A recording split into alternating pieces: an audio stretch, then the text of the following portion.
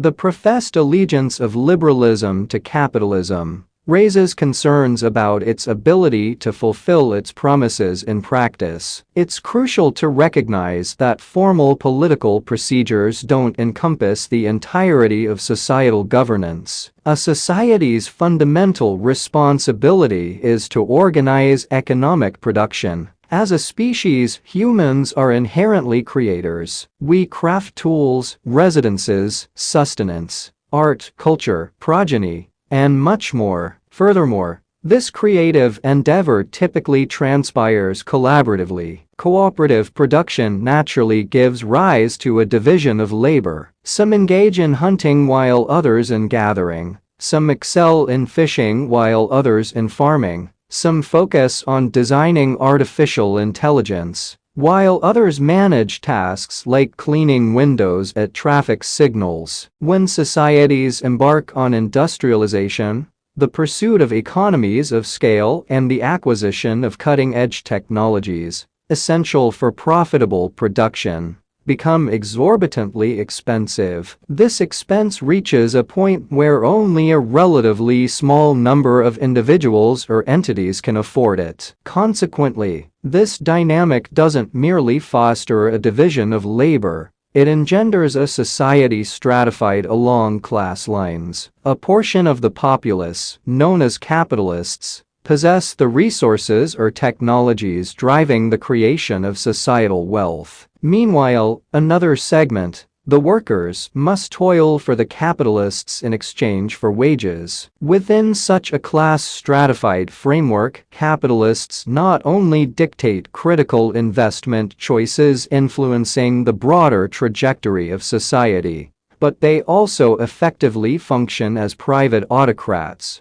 directing workers on what tasks to perform, when to perform them, what attire to don, when to take breaks, and even what to share online. John Rawls, widely regarded as a preeminent champion of liberalism, meticulously crafted a comprehensive, systematic argument that even the most compassionate, welfare-oriented manifestation of capitalism fundamentally clashes with the ultimate objective of liberalism, the coexistence of free individuals within an egalitarian society. These persuasive arguments deserve a more prominent place in public discourse. Contrary to a simplified portrayal of his viewpoints, Rawls' perspective doesn't reduce politics to mere technocratic adjustments or minor shifts in tax rates. Liberalism, in his view, delves into the very basic structure of a society. This encompassing concept includes a society's foundational institutions, encompassing not only political frameworks such as constitutions, where applicable,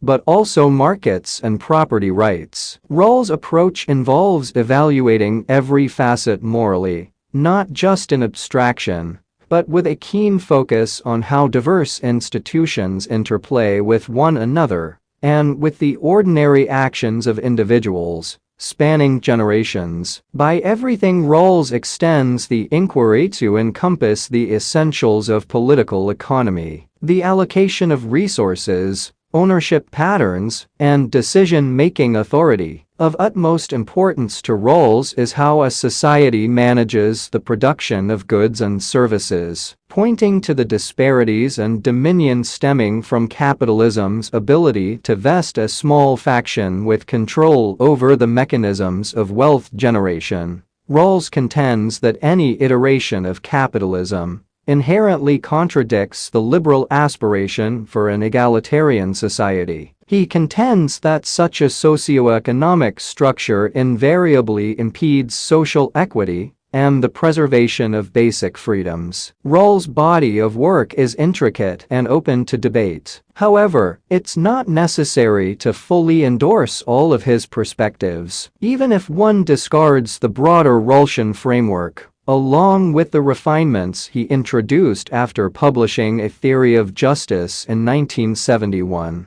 The core of his argument stands: a liberal, anti-capitalist political economy. Rawls staunchly upheld the belief that a liberal society must transcend the confines of capitalism, John Rawls identified two central ideals that encapsulate liberalism: a society characterized by equitable cooperative arrangements and individuals endowed with freedom, equality, and the capacity for compassion, benevolence, and creativity. These principles yield a set of guidelines applicable to the design, enhancement, and sustenance of fundamental political and economic structures. Capitalism, as per Rawls, encompasses three core attributes. Firstly, it constitutes a social system based on private property and the means of production, entailing extensive private ownership not just of personal possessions, but also of critical industrial and financial assets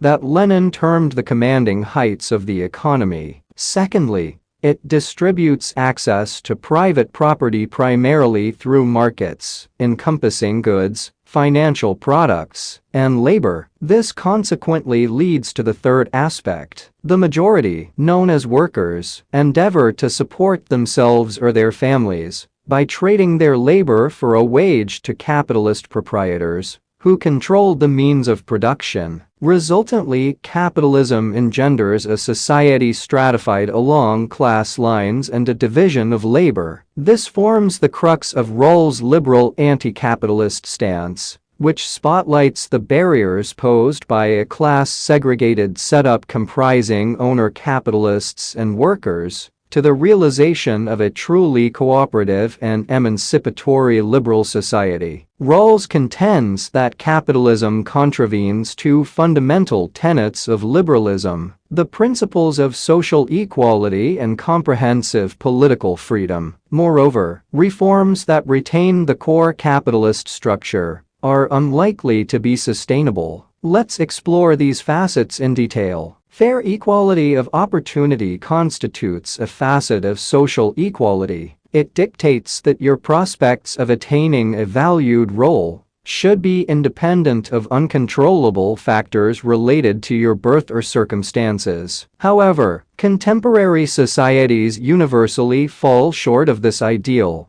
due to factors such as race, gender, religion, disability, and sexuality that unevenly influence opportunities. Similarly, in a class-segregated capitalist society, the ownership of productive assets by you or your parents substantially influences your life prospects. Consequently, achieving fair equality of opportunity is improbable under capitalism. It's worth noting that a capitalist welfare state might theoretically promote equal opportunity by heavily investing in education and healthcare. Nevertheless, even a society attaining equal opportunity remains incomplete in its realization of liberal equality. Reciprocity, a more intricate yet profoundly potent value that Rawls termed, holds greater significance than equal opportunity. It underscores the significance of perceiving oneself and being perceived by others as fully engaged members of society, standing on equal footing and status alongside fellow participants. Capitalism disrupts this reciprocity, as it necessitates a division of labor that segregates the social roles and objectives of capitalists and workers. Consequently, Rawls asserts that in a capitalist societal framework, capitalists individually and in competitive endeavors determine society's decisions concerning resource allocation and production strategies. This dynamic inhibits workers from perceiving themselves as active contributors to societal direction due to their limited influence. Capitalism's compatibility with the fundamental liberal principle of political liberty is also dubious. Scholars in political science have long argued that advanced democracies, such as those in the United States and Western Europe, could be better described as oligarchies. This is because their policies often align closely with the interests of the wealthy, while deviating significantly from the concerns of the less affluent. A common solution proposed is to reform campaign finance regulations in order to remove money from politics. However, the story of Youngstown Works reveals a deeper issue. Despite receiving significant political support, as evidenced by representation from figures like Ramsey Clark, the former Attorney General under President Johnson, and actions taken by the Youngstown City Council, the Ohio State Legislature, and the U.S. House Committee on Ways and Means, the power of capital ultimately prevailed. Even with considerable political backing, the steelworkers could not match the influence of economic power, anticipating insights similar to those presented by economist Thomas Piketty in Capital in the 21st Century, 2013. Rawls argued that economic and political inequality often intertwine. This symbiotic relationship empowers the wealthy to establish legal and property systems that secure their dominant position not only in the political realm, but also across the economy. Capitalists exploit their advantageous position to dictate legislative and regulatory agendas, monopolize public discourse, exert pressure through threats of capital flight, and even engage in outright corruption. While reforming campaign finance rules is a vital step toward curbing this tendency, it is only a starting point. Rawls was attuned to Karl Marx's critique that liberal rights could be vacuous or superficial, offering nominal protections without actual enforcement. In response, Rawls contended that rights to political participation should carry substantial weight. He highlighted that capitalist societies often fail to genuinely consider the comprehensive policies necessary to safeguard political liberty. Rawls recognized that economic inequality quickly transforms into political domination, as disparities in property holdings undermine any semblance of political equality. Thus, ensuring political liberty requires not only limiting financial influence in politics, but, more crucially, preventing the excessive concentration of property and wealth from arising in the first place. Addressing the staggering levels of inequality today involves tackling two primary sources: pronounced income inequality, partly facilitated by lower top marginal tax rates, and a notable rate of return on capital in comparison to labor. The compounded wealth growth among the affluent further exacerbates their prosperity, while relatively disadvantaging the poor. Rawls proposed a dual approach to counter these disparities, through taxation and wage controls to address the first issue, and by redefining the legal definition of property rights to confront the second. It's essential to recognize the radical nature of this proposition. Capitalism hinges on the legal framework defining property rights, which do not uniformly accumulate at the same pace as capital, or bestow comparable control over others. Altering property rights strikes at the core of capital's influence. This might encompass the recognition of community property rights, akin to those Judge Lambrose initially advocated, or potentially separating capitalists' ownership rights over productive assets from the authority to manage their utilization. This latter approach could reserve management rights for the workers directly engaged in the operation of such assets. While liberalism upholds property rights, it does not necessarily endorse the intensified property rights that capitalists currently enjoy. Rawls drew from Marx's insights in On the Jewish Question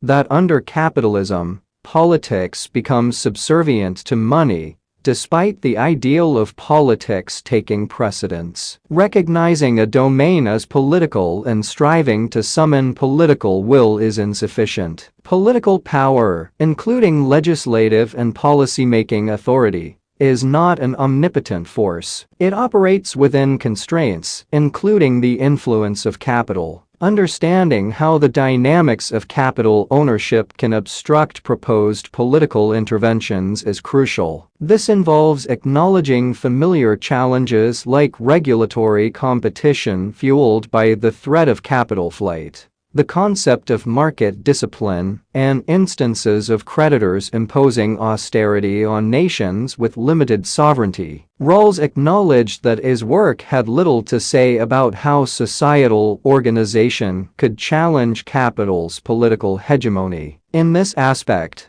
seeking guidance elsewhere might be more fruitful. Nevertheless, he recognized that as long as capital remains dominant, liberal politics will prove ineffective. Any exercise of political will that leaves the core of capitalism intact will perpetuate a society divided by class due to unequal ownership of productive assets and a disruptive division of labor. One might question the practical utility of abstract moral criticism toward capitalism. Critics on the right might dismiss it as irrelevant, since there appears to be no serious alternative to capitalism. Moreover, they argue that these moral criticisms neglect to acknowledge capitalism's primary virtue, its productivity and ability to generate more goods for more people. On the left, some could view abstract political theorizing as intellectually engaging but ultimately futile,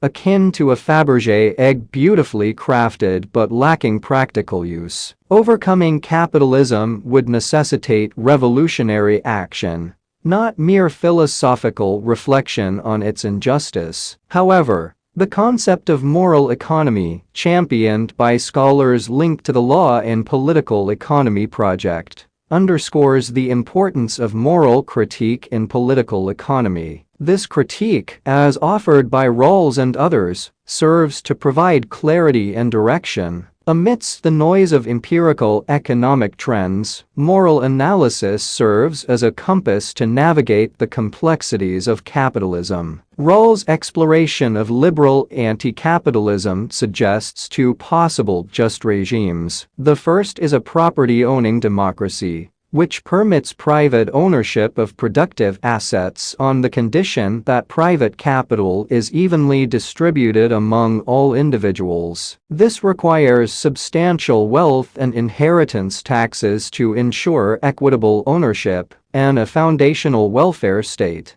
that guarantees robust human capital through education and healthcare. The second type of just regime is liberal or market socialism. In this scenario, the state oversees the overall economy, while worker-managed firms compete in a closely monitored market. This approach aims to merge the efficiency of markets and price mechanisms within a socialist framework that democratizes major investment decisions and prevents substantial private wealth accumulation. Rawls acknowledged the absence of political liberty in actual socialist states of the 20th century and advocated for a just socialism that is primarily liberal and relies to a significant extent on markets rather than central planning. However, Rawls' critique raises concerns about the viability of these alternatives. It is plausible to fear that markets might perpetuate the destabilizing dynamics Rawls highlighted, as recognized by Marx. The philosopher G. A. Cohen's assertion in Why Not Socialism, 2009, that every market, even a socialist one, embodies predation resonates in this context. Rawls' anti-capitalist critique does not provide a definitive solution, but instead offers a moral compass and an agenda. His analysis omits important aspects such as the influence of race and the dynamics of racial capitalism. However, it underscores the need for decentralized, cooperative modes of economic production that align with core liberal values of social equality and basic liberties. While Rawls' work falls short in providing a comprehensive strategy, we can draw inspiration from social science, as well as from activists and visionaries worldwide who are pioneering participatory economics and community wealth-building initiatives. These grassroots efforts, like those in Jackson, Mississippi, and Preston, England, offer glimpses of a more equitable and socially just world. These experiments resonate with the spirit of the steelworkers in Youngstown, who fought for decision-making power over the factory, crucial to their community and their labor. These small-scale endeavors provide grounds for optimism as we strive for a more equal future.